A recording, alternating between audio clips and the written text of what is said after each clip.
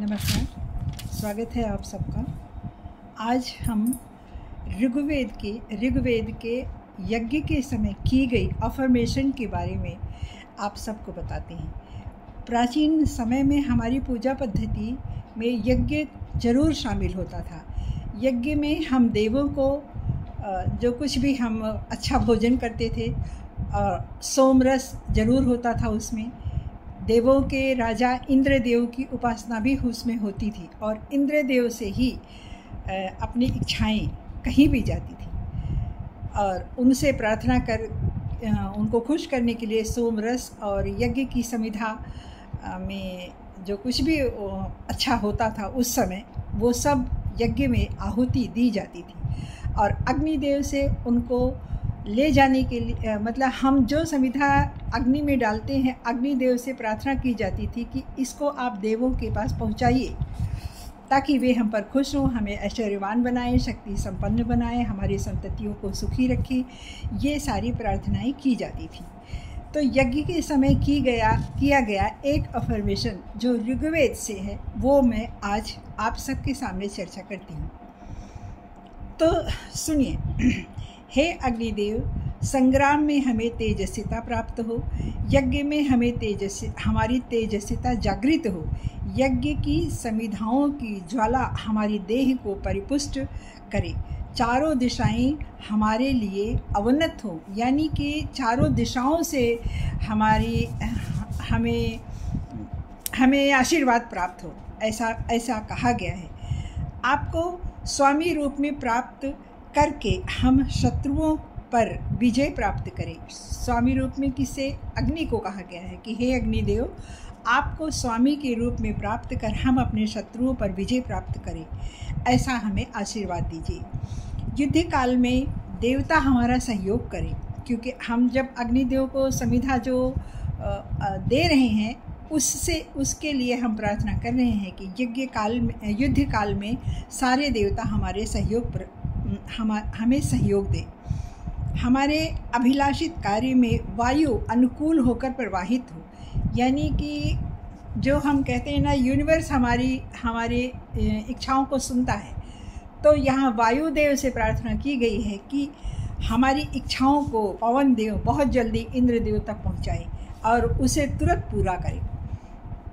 मेरे यज्ञ कार्य से प्रसन्न होकर सभी देवगण हमें ऐश्वर्य प्रदान करें, हमारे मन के संकल्प पूर्ण हो, हम किसी भी पाप में संलिप्त ना हों। देखिए कितना अच्छा अफर्मेशन है ये।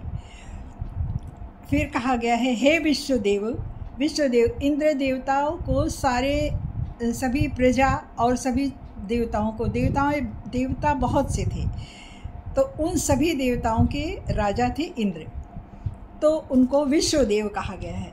हे विश्वदेव, आप हमें आशीर्वचन प्रदान करें, आप हमें प्रचुर मात्रा में धन बल प्रदान करें, हमें षट संपत्ति प्राप्त हो। षट संपत्ति यानी कि 6 प्रकार की संपत्ति, जैसे शम, दम, उपरामता, तितिक्षा, श्रद्धा और समाधान।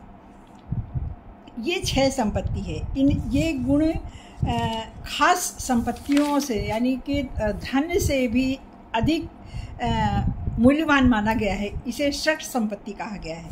इसकी प्रार्थना यहाँ पर की गई है कि हे अग्निदेव, हमें षट संपत्ति प्राप्त हो। अग्निदेव से प्रार्थना की गई है कि शत्रुओं से सुरक्षा प्रदान करें, वे भयभीत होकर हमसे परास्त होकर लौट जाएं और आप हमारी सुरक्षा करें। मेरे शत्रुओं का भय मुझे देखकर मेरे भय बढ़ जाए और वे भ्रमित हो जाएं और वे लौट जाएं, हमारे पास से लौट जाएं।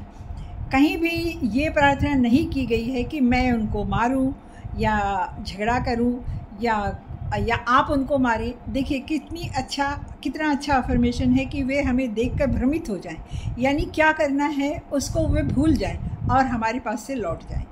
जो हमारे शत्रु हैं वे लौट जाएं, वो भूल जाएं कि वो क्या करने आए हैं।